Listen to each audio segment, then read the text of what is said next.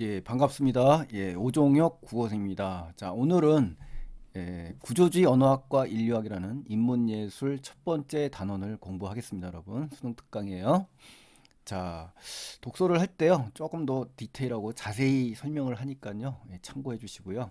예, 조금 더 구체적이고 자세히 더 접근한다는 거 명심하시고 또 프린트 다운로드 받으셔서 같이 공부해 주시면 좋겠습니다. 자, 제가 지금 이 부분은 첫 문장만 따와봤어요. 우리 순강에 있는 제시문을 첫 문장으로 문단의 구조를 한번 파악하기 위한 방식을 한번 알려드리려고요. 첫 번째는 이렇게 나왔죠. 1, 2, 3, 4, 5, 6이라는 건 각 단락의 첫째 문단을 지금 다 뽑아온 겁니다. 그래서 번호를 매긴 건데요. 그러다 보니까 공통점이 생기죠. 세 개를 묶을 수 있고, 요 두 개를 묶을 수 있고, 하나를 묶을 수 있다. 이게 전체 어떤 개요가 첫 번째 문장으로서도 금방 드러난다는 것을 우리가 알 수가 있는 겁니다. 그래서 이 소시르란 말 나오죠? 이 사람. 그다음 레비스트로스 두 사람이 나뉘어지는 거 여기를 경계로 해서 나눌 수 있다라는 거죠. 그래서 여기 구조주의 또 랑그 소시르 이렇게 나오잖아요. 여기서 해가지고 이제 구조주의 언어학을 지금 여기서 자른 겁니다. 그다음에 두 번째는 이제 레비스트로스라는 학자가 나오면서 이제 구조주의를 인류학에 적용을 했다. 그러니까 이제 화제가 바뀌잖아요. 그래서 이렇게 자른 거거든요. 이렇게 해서 정리를 했었고요. 종합적으로 이제 두 사람을 갖다 이제 종합적으로 얘기하잖아요. 이렇게 종합이 되면서 그래서 크게 이제 여섯 문단을 세 개로 나눌 수 있다. 이런 구조도를 먼저 생각하시면서 독해를 하시면 훨씬 더 효율적으로 할 수 있다라는 것을 좀 알려드리는 겁니다. 자, 그럼 이제 1문단으로 이제 들어가 보겠습니다. 1문단. 굉장히 자세히 합니다. 번호 한 이 1번이 이제 한 문장, 두 번째 문장, 세 번째. 그러니까 각 단락의 문장을 확실하게 이제 분석을 하려고 이제 했던 거니까요. 여러분께서는 좀 쉽거나 이해가 되시는 분들은 그냥 대충 보시면 될 것 같고 좀 제대로 공부해서 하나하나 뜯어보고 싶으신 분은 아마 그 저랑 맞으실 것 같습니다. 자, 그러면 이제 볼까요? 1문단에 보시면 이제 랑그와 팔월이라고 나옵니다. 이 개념이 나오고 이제 차이점이 나오는데요. 바로 뭐 주제를 정리해서 좀 아쉽습니다만 내용을 더 중심적으로 봐주시면 좋겠습니다. 첫 번째 문단의 문장입니다. 아셨죠? 그래서 이 첫 번째 문단도요, 이렇게 번호를 나눴습니다. 번호를 나누고 여섯 문장으로 돼 있잖아요. 이것도 이제 내용상으로 이제 세 개로 또 나눠본 겁니다. 그래서 세부적으로 이제 접근을 한 거니까요. 참고해 주시기 바랍니다. 자, 첫 번째 문장 볼까요? 구조주의 창시자. 자, 구조주의라는 말이 새롭게 나왔죠. 구조주의 창시자가 누구냐? 개척자, 시조, 원조로 불리는 소시르입니다. 소시르. 여러분들도 많이 들어봤던 이름일 겁니다. 스위스의 언어학자고요. 참고로 인간의 사고, 생각이 언어의 구조에 의해 결정된다고 이렇게 주장을 했다고 합니다. 그래서 언어를 또 랑그와 파롤로 구분을 지었다. 누가? 소시르가. 그렇죠? 그래서 이 첫 번째 문장은 전체적인 흐름을 잡을 때 이제 중요한 부분이고요. 요 한 문장을 이제 정리를 이제 이렇게 해봤습니다. 저는 언어 구조는 그렇죠? 언어 구조는 인간의 사고를 결정한다. 그래서 여러분이 이제 앞으로 독서를 하실 때 주어를 정확하게 하나를 일관성 있게 정리를 하시면서 정리를 해 가신다면 전체적으로 주제를 잡거나 핵심 내용을 잡을 때 굉장히 유리합니다. 그러니까 주제를 접근하기 위해서는 주어를 잘 잡아야겠다. 그 주어는 전체적으로 일관성 있게 잡혀야 된다. 문장의 주어가 뒤로 빠지거나 그런 경우가 있거든요. 그걸 앞으로 빼보면 훨씬 더 선명하게 내용의 흐름과 내용의 의미를 정확하게 구별할 수가 있습니다. 그래서 여기서의 주어는 언어 구조로 잡는 것이 좋을 것 같습니다. 언어 구조에 의해 결정된다. 그래서 구조주의라고 말 쓰죠. 구조적인 말이 핵심적이라는 거를 우리가 알 수가 있는 겁니다. 이렇게 반복돼서 그렇죠? 많은 그 반복이 많은 것일수록 중요한 그 어휘입니다. 아셨죠? 그러니까 이 구조가 벌써 두 번 나왔죠. 그래서 핵심적인 의미라는 것을 좀 염두에 두시고요. 보시면 된다. 그러니까 언어 구조는 인간의 사고를 결정한다. 그러니까 인간의 사고가 이제 주어로 나왔습니다만 이게 더 중요한 거기 때문에 이거를 주어로 잡는 거예요. 그래서 주어를 일관성 있게 잡으면 정리하기가 좀 편하다라는 겁니다. 앞으로 이제 그런 방식으로 접근을 할 테니까 여러분도 한번 해보세요. 그래서 언어는 자 전부 주어가 어때요? 다 이런 식으로 가죠. 언어 쪽으로 또 언어 구조 쪽으로. 그래서 언어는 결국 랑그와 파롤로 분류된다 이거예요. 분류된다. 아셨죠? 구별된다, 분류된다. 다 같은 말이지만 이렇게 달리 표현을 할 테니까요. 이렇게 해서 어휘가 좀 풍부하게, 유창하게 이렇게 보셔야만 문제 볼 때 편합니다, 여러분. 자, 그래서 이제 구조주의는 이제 참고로 말하면 이제 적어놨으니까 한번 보시고요. 얼개입니다, 얼개. 그리고 전체적인 우위 체계가 있다는 거죠, 그렇죠? 프랑스 인류학자 레비스트로스랑 소시르 구조 언어학을 응용했다. 참고로 그냥 봐주시면 좋겠습니다. 그래서 첫 번째 문장에서 가장 중요한 건 뭐다? 언어 구조를 주어로 잡아라. 그리고 언어, 그렇죠? 결국 뭐다? 우리 인간의 생각을 결정짓는다. 이겁니다. 그래서 그 언어 구조에 있는 이 언어는 랑그와 파럴로 분류된다. 이렇게 정리를 하시면 되겠네요. 그 두 번째 문장에 가시면 랑그는 자, 랑그. 그러니까 두 개를 나눈다고 했으니까 하나하나 설명을 지금 나올 수밖에 없겠죠. 그렇죠? 예측을 하면서 이렇게 보셔야 됩니다. 랑그. 그렇죠? 그다음에 8월 이렇게 되는 겁니다. 그래서 나눈 거예요. 자, 랑그는 뭐라고 합니까? 언어의 체계나 구조를 뜻한대요. 이렇게 개념이 나왔죠. 랑그의 개념이 나왔습니다. 체계랑 구조라는 말을 씁니다. 그러면은 이 개인이 사회의 구성원으로서 자연스럽게 습득하는 것이다. 그렇죠? 그러니까 자연스럽게 습득한다. 사회의 구성원으로서. 그렇죠? 개인과 사회의 관계 중에서 구성원으로서 자연스럽게 습득한다. 뭐 학습한다라는 말을 쓰면 좋겠네요. 그래서 이제 이 문단을 정리하면 1문단의 두 번째 문장을 정리하면 랑그의 개념이 나온 거고 언어의 구조는 그렇죠? 체계라고도 할 수가 있는 거죠. 랑그다, 랑그다. 그러니까 주어는 이제 랑그로 잡으시면 좋겠죠. 랑그, 그렇죠? 그래서 그는 랑그가 공동체 사회에서 구성원들 사이에서 맺어진 사회적 약속이다. 이렇게. 그러니까 우리 언어의 속성 중에 보면 사회성이라고 있지 않습니까? 이 사회성을 지금 일컫는 겁니다. 그래서 존재하는 것이므로 발화자, 즉 발화자는 말을 하는 사람인데 여기서 나오는 개인적 발화, 개인의 발화를 얘기하는 겁니다. 그래서 랑그에 종속된다. 종속된다는 얘기는 예속된다는 얘기입니다. 그래서 딸려 있다라는 거죠. 그렇죠? 랑그에 딸려 있는 것이다. 뭐가? 개인의 발화. 가운데 랑그에 따라 랑그에 따라는 것은 랑그에 종속된 같은 의미입니다. 이렇게 같은 문맥의 의미가 이렇게 반복된다는 거예요. 이런 걸 잡아주시면 훨씬 더 독해할 때 훨씬 유익합니다. 발화할 뿐, 그죠? 발화하는 건 소리를 내서 말을 할 뿐, 혼자서 개인이, 그죠?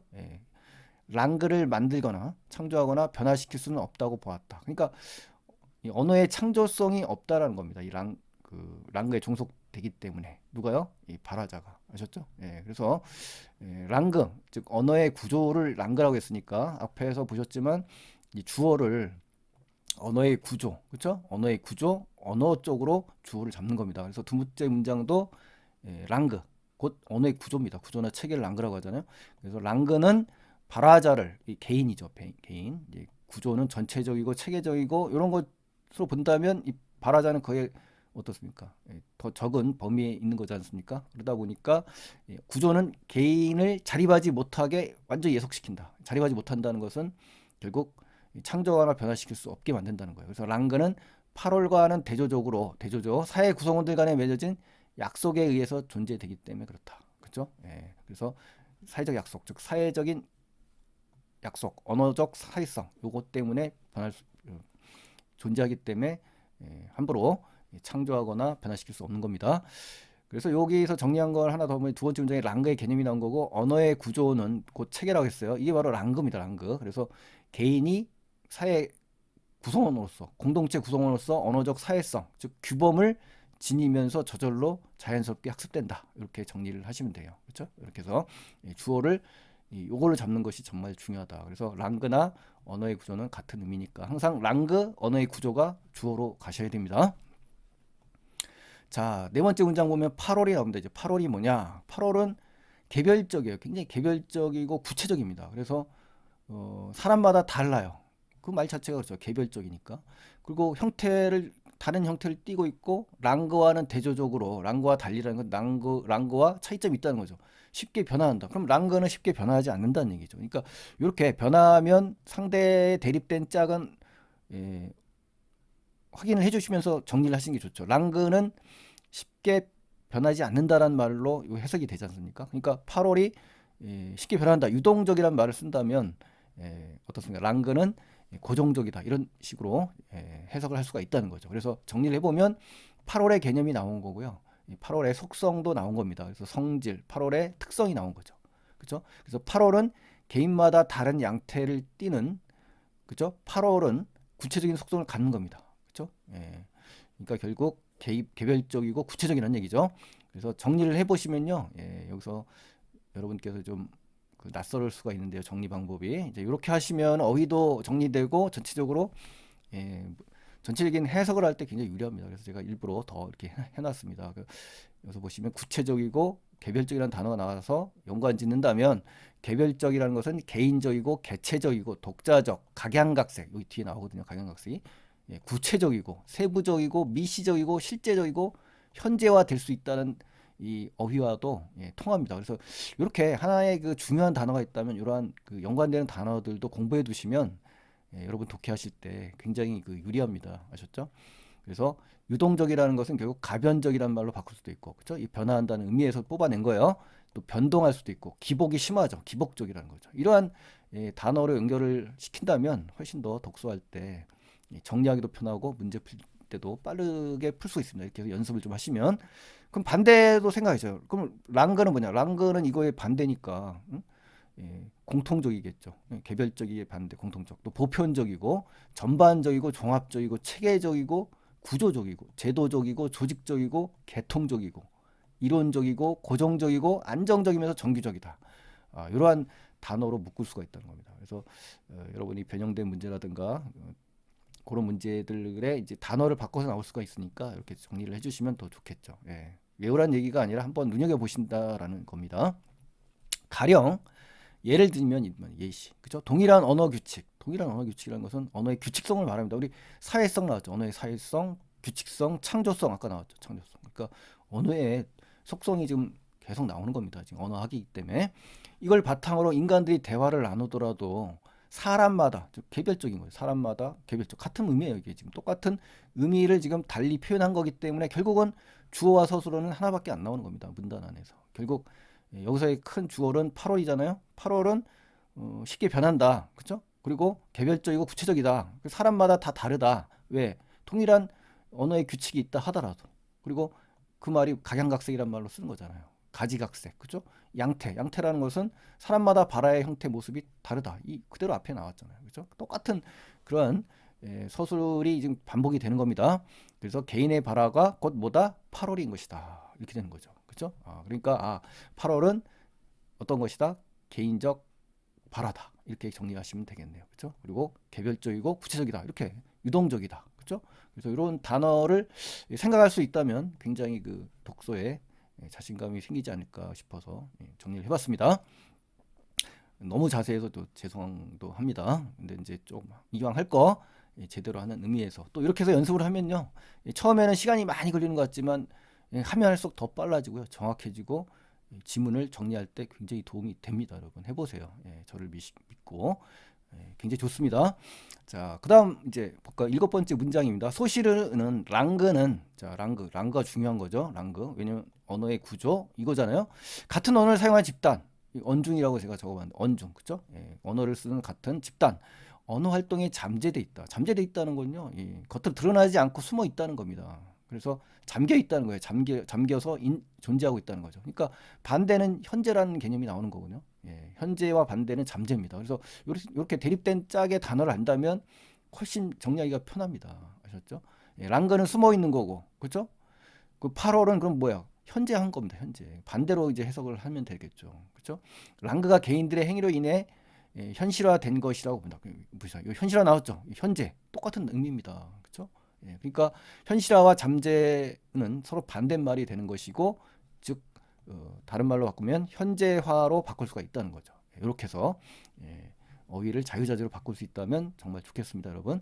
자, 이걸 정리를 해보면 랑그는 언중의 언어 활동입니다. 언어 활동이라는 것은 뭐 우리 네 가지 영역, 말하기, 듣기, 쓰기, 읽기, 그렇죠? 이게 언어 행동을 언어 활동이라고 합니다. 그래서 이게 이제 잠재돼 있다는 겁니다. 우리 언중의 활동에 잠재돼 있다, 숨어 있고 잠겨 있다라는 의미입니다. 드러나지 않은 거죠, 그렇죠? 랑그는 그래서 8어를 통해서 그러니까 주어를 전부 제가 랑그로 잡았죠. 주어를 랑그로 잡아야 해석할 때 편해요. 8어를 또 주어로 해버리면 정리하기가 좀 더 복잡하니까요. 이 하나의 주어를 일관성 있게 정리하는 게 좋습니다. 그래서 8어를 통해서 개별적 언어 행동으로 현재화되는 겁니다. 그렇죠? 이 8어를 통해서 말하기를 통해서 언어의 구조와 체계는 개별적 언어 행동으로 드러나는 겁니다. 왜? 잠겨 있는 것이 드러나는 겁니다. 이 말을 통해서. 그렇죠? 예, 이렇게 정리하시면 좋겠죠. 결국은 요 말이 요 말인데 제가 주어를 랑그로 잡은 이유는 언어 구조를 하나의 통으로 계속 똑같은 주어로 정리하시는 것이 훨씬 여러분이 이해하기가 편합니다. 그래서 8월이 주어 또 랑그가 주어 따로따로 이렇게 정리하는 것보다는 이렇게 이러한 문장을 이렇게 바꿔놓는 것이 정리할 때 좀 편하다는 얘기입니다. 자, 보편적인 성격을 가진 랑그는 이거 보세요. 주어 계속 이걸로 썼죠. 제가 의도적으로. 같은 언어를 사용하는 집단의 모든 구성원들의 언어 활동에 잠재되어 있는 거고요. 반대로 이제 네 번째 보시면 모든 사람들의 언어 활동에 잠재되어 있는 8월. 이거 잘못됐죠. 이거 보세요. 8월은 잠재되어 있는 게 아니라 랑그가 잠재되어 있는 거예요. 그렇죠? 현실화된 것은 랑그가 아니라 8월인 거죠. 그렇죠? 이렇게 바꿔서 출제가 됩니다. 그러니까 정리하실 때 주어를 하나로 잡았다면 뭐 A는 B다 그러면은 A를 꼭 주어로 계속 일관성 있게 정리하시면서 잡으시면 훨씬 더 정리할 때 헷갈리지 않는다는 거 한번 그렇게 한번 해보시기 바랍니다. 자, 그럼 여덟 번째 문장 보겠습니다. 그는 소시르겠죠. 소시르는 인간의 언어 활동의 본질은 자, 인간이 언어 활동을 하는 데 있어서 가장 본질이 뭐냐? 중요한 거죠. 개인의 구체적인 언어 활동이 아니다. 개인적인 어떤 구체적인 게 아니다. 이건 8월이 아니라는 얘기입니다. 그렇죠? 언어를 지배하는 것이 보편적 체계 속에 있기 때문에 이 보편적 체계, 이 체계는 뭡니까? 바로 랑그입니다. 랑그. 그렇죠? 예. 그래서 언어학에서 탐구해야 할 대상은 당연히 랑그라고 주장하는 거죠. 이렇게 해서. 그렇죠? 자연스럽게 연결되잖아요. 그래서 다시 한번 주어를 랑그로 해 보겠습니다. 랑그는 언어학의 탐구 대상이자 인간의 활동의 본질이다. 이렇게 정리하는 거죠. 랑그. 일관성 있는 주제어, 이 주어. 그렇죠? 이렇게 하니까 좀 훨씬 더 선명하게 드러나잖아요. 이 핵심적인 주장의 내용이. 그렇죠? 언어학의 탐구 대상이자 인간 활동의 본질이다. 이렇게. 그렇죠? 예. 그래서 언어를 지배하는 체계가 바로 랑그다. 그래서 보편성을 갖고 있다. 그렇죠? 예, 보편성을 갖고 있죠. 그리고 소시르는 언어 활동의 본질을 랑그에 있다고 보고 있고 언어학에서 탐구해야 될 대상은 바로 랑그라고 본 겁니다. 8월이 아닌 거죠. 그렇죠? 예, 이렇게 정리를 하신 거죠. 예, 보편적이란 말은 여기 우리 개별적 있었죠? 예, 개별적 요거에 대립되는 게 보편적이지 않습니까? 예. 그래서 이렇게 대립된 짝을 찾는 단어 연습부터 시작해서 주어를 일관화해서 정리해라 이렇게 말씀드리고 싶습니다. 자, 그럼 이제 두 번째 문단으로 가겠습니다. 두 번째 문단. 여기서 이제 기와 기표란 새로운 용어가 나오고요. 이게 결합해서 만들어져서 기호가 있는데 이 기호의 역할에 대해서 이제 이야기한다고 합니다. 한번 내용을 통해서 한번 확인을 해보시죠. 자, 첫 번째 문장입니다. 랑그는 수많은 기호로 짜여 있다는 겁니다. 이 구성이라는 단어도 우리 어휘, 그렇죠? 어휘 문제에 나옵니다. 그러니까 항상 어휘를 공부를 하셔야 됩니다. 사실은 안 하시려고 이제 하시는데 시간이 많이 걸려서 안 하시는데 사실 이 어휘 단독으로도 나오고요. 해석을 하는 데 있어서 중요합니다. 그러니까 전체 틀을 만들기 위해서 요소들이 모아지는 것을 이제 구성이라고 하는 겁니다. 잘 나와 이 단어요. 자, 소시르는 그래서 기호에 그죠? 이제 여기서 랑그가 중요하다고 그랬죠, 선생님. 랑그 그죠? 랑그 기호로 구성되어 있다 그랬으니까 랑그의 기호가 이제 중요하겠죠. 그래서 이 기호에 결합되어 있는 연합되고 결속되어 있는 것은 사물과 명칭이 아니다. 그죠? 어떤 사물 자체나 명칭이 아닌 겁니다. 개념과 청각적 이미지라는 겁니다. 아셨죠? 그래서 소시르의 이제 기호 이론이 나온 거고요. 자, 그는 기호를 구성하는 개념과 청각 이미지를 각각이니까 개념과 청각 이미지를 하나하나 기와 기표로 표현했다는 거예요. 이러한 용어로. 기라는 건요. 어떤 시니피향이라는 말로 씁니다. 사실은요. 그래서 말에서 소리로 표시되는 의미를 이제 기의라고 합니다. 뜻 있죠? 그러면서 기표는 이제 표시되는 거, 소리라는 겁니다. 소리. 그러니까 여기도 나왔습니다. 개념과 청각이라는 얘기죠. 그래서 기와 기표로 용어를 썼다. 누가? 소시르가. 그렇죠? 그래서 즉 다시 말하면 이제 기호는 뭐다? 정리를 해줬죠. 기는 개념이고 기표는 청각적 이미지다. 청각 이미지다. 그렇죠? 이것이 연합되어 있는 거다. 연합체. 여기서 결합 나왔죠? 이 연합 같은 그러니까 결합체나 연합체나 같은 단어입니다. 이렇게 동일한 그 단어들이 이렇게 나오니까요. 이렇게 정리할 때 참고하시면 좋겠네요. 그렇죠? 그래서 결국은 두 가지 이상이 모여서 하나의 조직을 만드는 그렇죠? 이 연합체잖아요. 그래서 여기서 정리를 하면 랑그라는 것은 수많은 기호로 되어 있는데 그 기호는 기와 기표의 결합체로서 조직된 것이다. 또는 결성되고 형성된 것이다. 이러한 요약을 할 수가 있다는 겁니다. 이 전체를 사실 요약을 할 수가 있는 거죠. 그렇죠? 그래서 랑그라는 걸로 지금 주어를 잡았죠, 제가. 예, 랑그. 물론 기호가 여기서 주어로 보일 수 있습니다만 결국은 랑그는 수많은 기호로 구성되어 있고 결국 랑그를 설명하기 위한 거거든요. 그렇죠? 랑그 안에 기호가 구성이 돼 있기 때문에 그 기호는 결국 뭐다? 기와 기표의 결합체로 조직된 것이니까 이 랑그를 설명하는 겁니다. 랑그라는 대전제를 생각하셔야 돼요. 수많은 기호가 있는데 그 기호가 기와 기표의 결합체다. 그렇죠? 그 기호로 조직되고 만들어진 것이 랑그다 이런 거죠. 결국 랑그를 알고 싶어서 지금 얘기하는 거기 때문에요.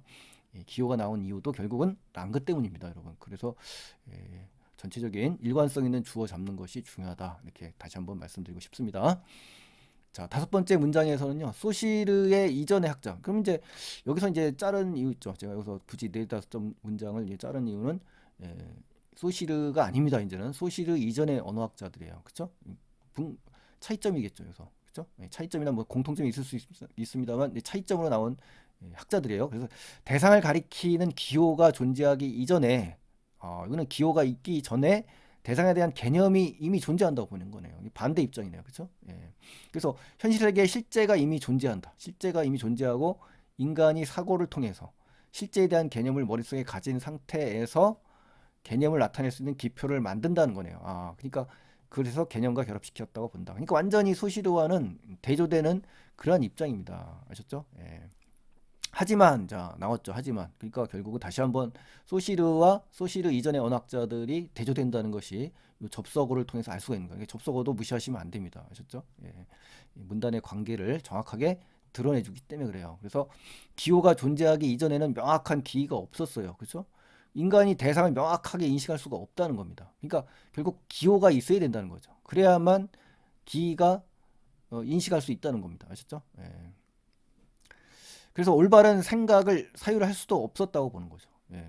그래서 소시르는 기호가 먼저 실존해야만 인간이 대상을 분별할 수 있다. 그리고 정당한 사고를 할 수 있다. 이렇게 정리를 할 수가 있습니다. 이 기호는 결국 어디서 왔다?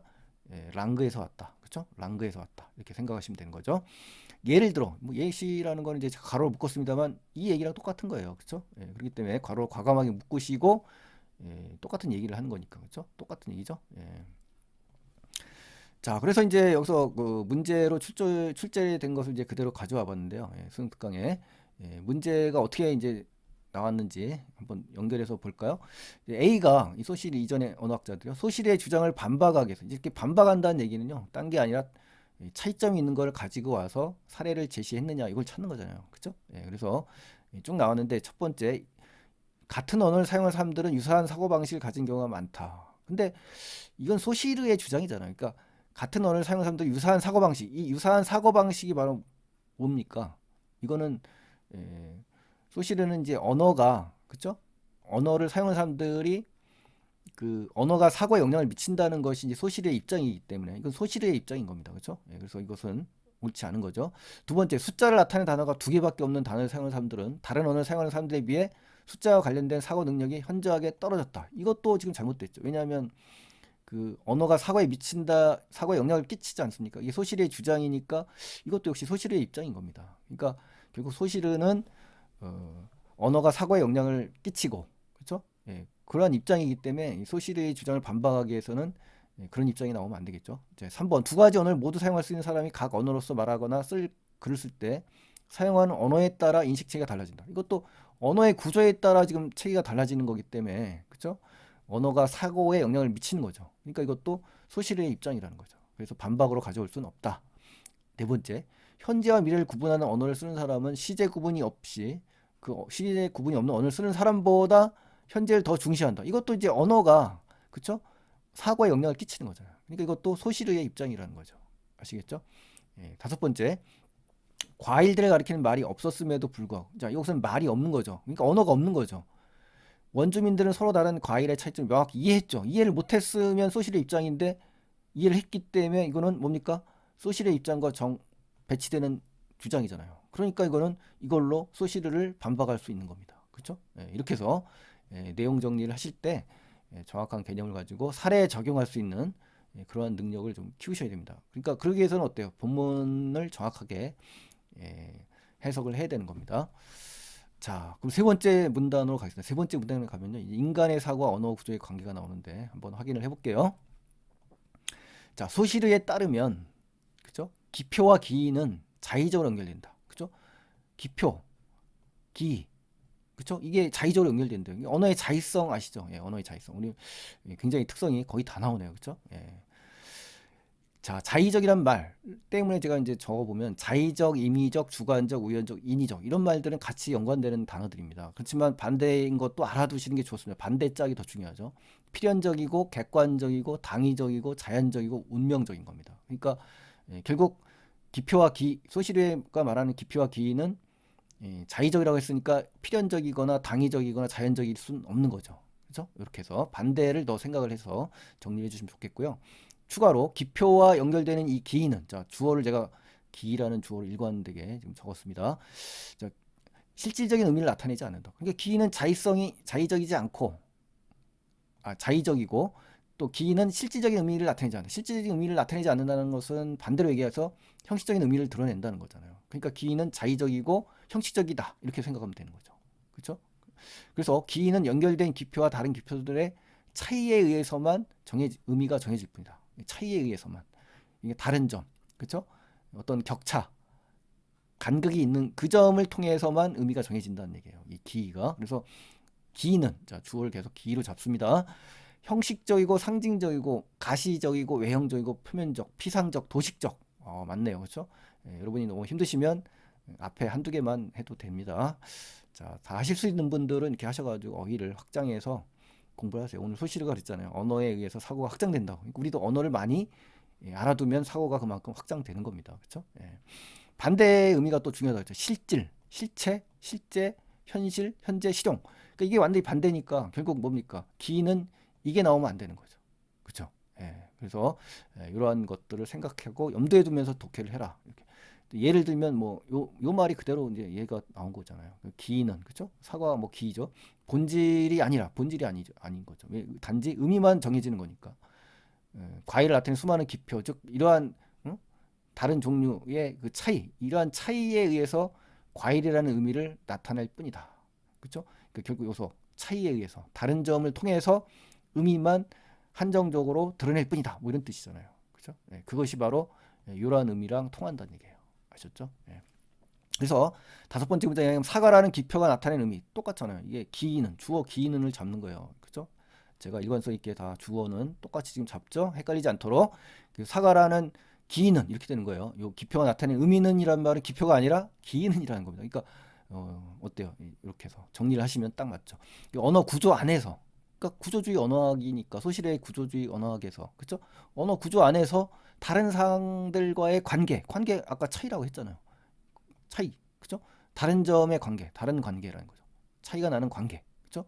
그래서 의미가 정의되는 거다. 정의라는 건 뭐야? 의미를 나타내는 거잖아요. 그러니까 다 똑같은 말이에요, 결국은. 그러니까 반복돼서 이러한 그 하나의 주장이 지금 다른 표현으로 나왔지만 결국 다 똑같은 얘기를 하는 겁니다. 그렇죠?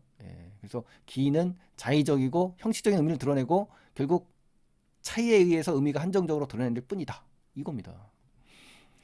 자, 그래서 여섯 번째 문장. 소시르는 이 때문에 인간의 사고는, 자, 나왔죠. 인간의 사고는 자신이 사용하는 언어의 구조에 영향을 받는다. 그러니까 주어를 또 언어의 구조로 잡아야 돼. 우리 계속 언어의 구조로 잡았죠. 그러니까 언어의 구조는 인간의 사고에 영향을 준다. 이렇게 하시는 것이 훨씬 더 정리하기 빠릅니다. 인간의 사고를 주어로 놓으면 또 정리하기가 어려우니까 일관성 있게 언어의 구조는 인간의 사고에 영향을 준다. 이렇게.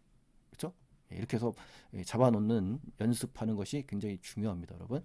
또 예를 들어 뭐 이 내용이 똑같지 않습니까? 그래서 이 내용은 뭐 자세히 안 봐도 결국 뭐예요? 언어의 구조에 의해서 인간의 사고는 영향을 받는다 이 얘기잖아요, 그렇죠?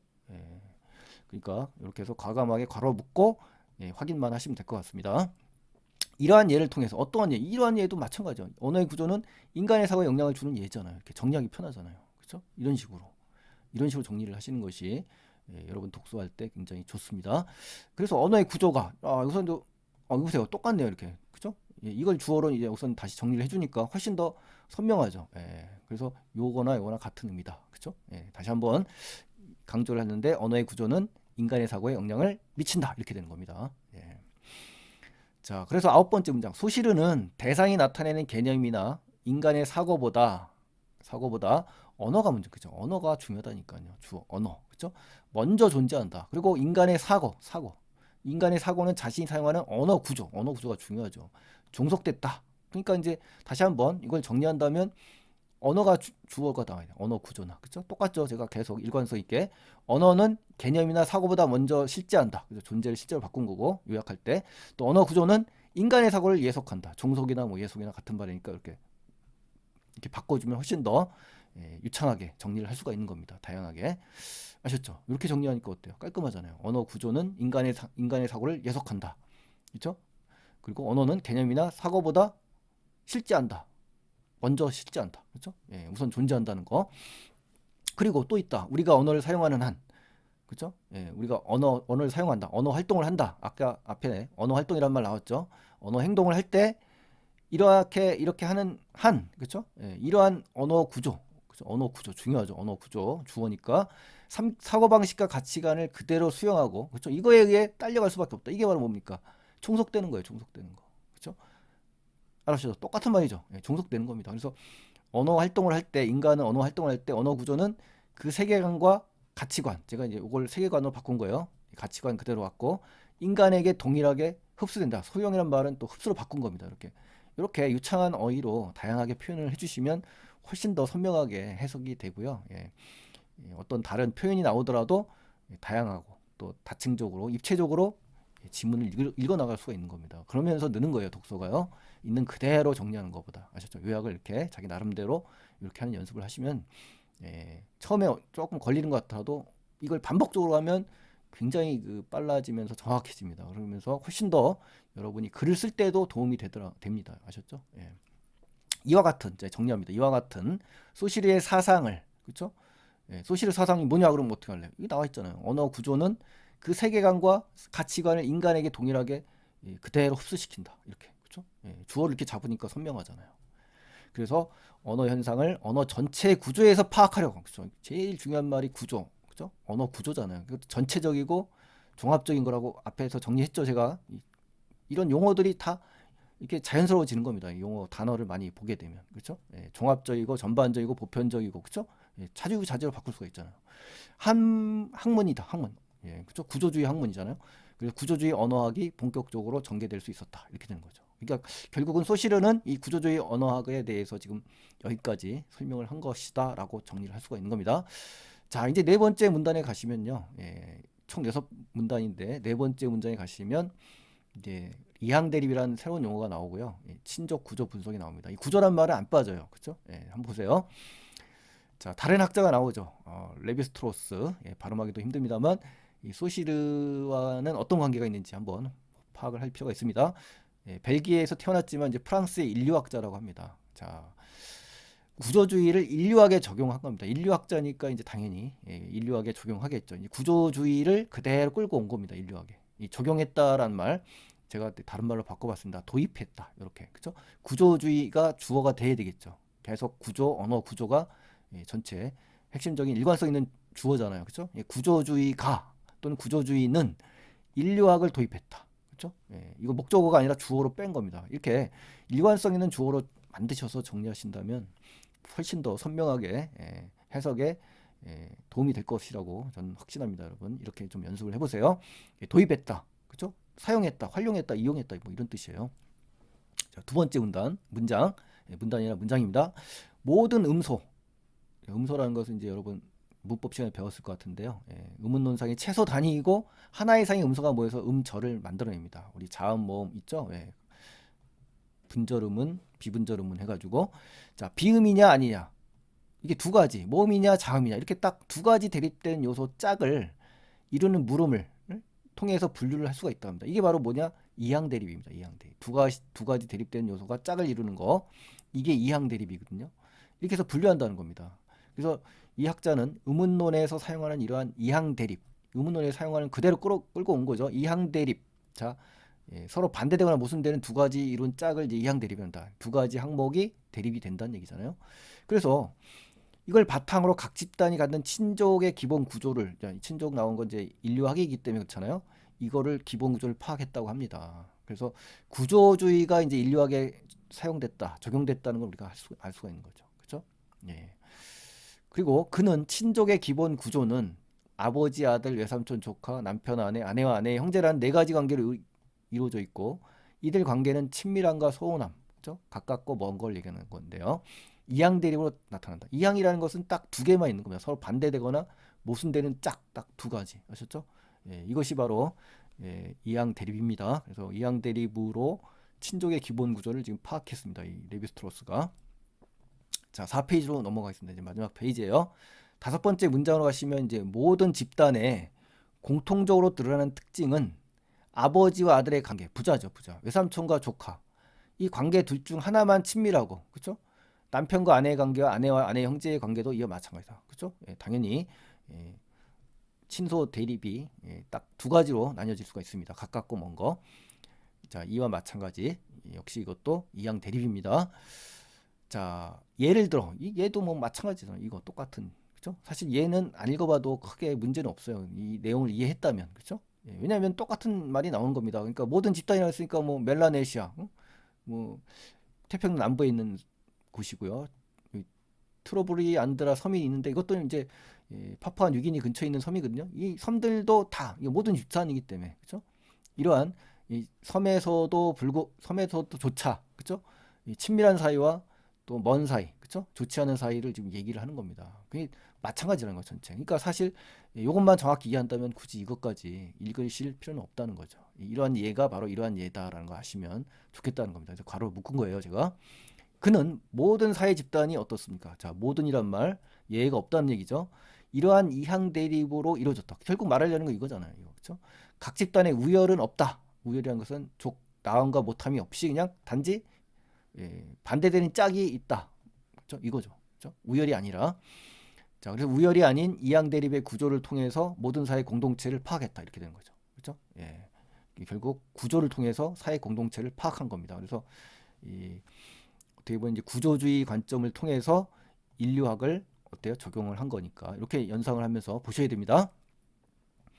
자, 여덟 번째 문장 보시겠습니다. 이처럼 각 사회에는 친족 사이에 키워야 할 표준적인 감정을 무의식적으로 체계화한다. 체계화한 말 중요하죠. 구조화, 체계화, 그렇죠? 예, 그래서 이 구조화, 조직화, 합리화 이런 단어랑 같은 거예요. 이 집단에 속한 이들은 구성원들이란 얘기죠. 구성원들. 의식하지 못하는 사이에 여기 무의식적 나왔죠. 똑같은 말. 이러한 감정, 어떤 감정? 요거잖아요. 똑같잖아요. 내재화는 뭐 체계화 같다는 얘기입니다. 그렇죠? 그러니까 내부나 일정한 범위 안에 있게 된다는 뜻이거든요. 예, 그래서 이렇게 이제 보았다는 겁니다. 그러니까 어떤 이러한 감정이 무의식적으로 체계화되어 있다. 의식하지 못하는 사이에 이런 감정이 어떻다? 친족 사회에서는 잠재되어 있다. 뭐 이런 얘기가 되는 겁니다. 그가 보기에 우리가 친족들 관계에 느끼는 감정은 다 똑같은 감정이죠. 내면에서 우러나오는 감정이 아니다. 내면에서 마음속에서 나오는 게 아니라, 즉 다시 말하면 이 말은 바꿔서 얘기하면 뭐야? 부자연스럽다는 얘기예요. 인위적이고 인공적인 감정이라는 얘기죠. 사회 구조 안에서 역할 연기라는 것은 사회적 적응을 향상하게 훈련하는 방법이거든요. 그러니까 사회 구조, 사회 테두리, 사회 전체적인 구조 안에서 역할을 하는 그러한 거에 불과하다. 뭐 이런 얘기입니다. 그렇죠? 예.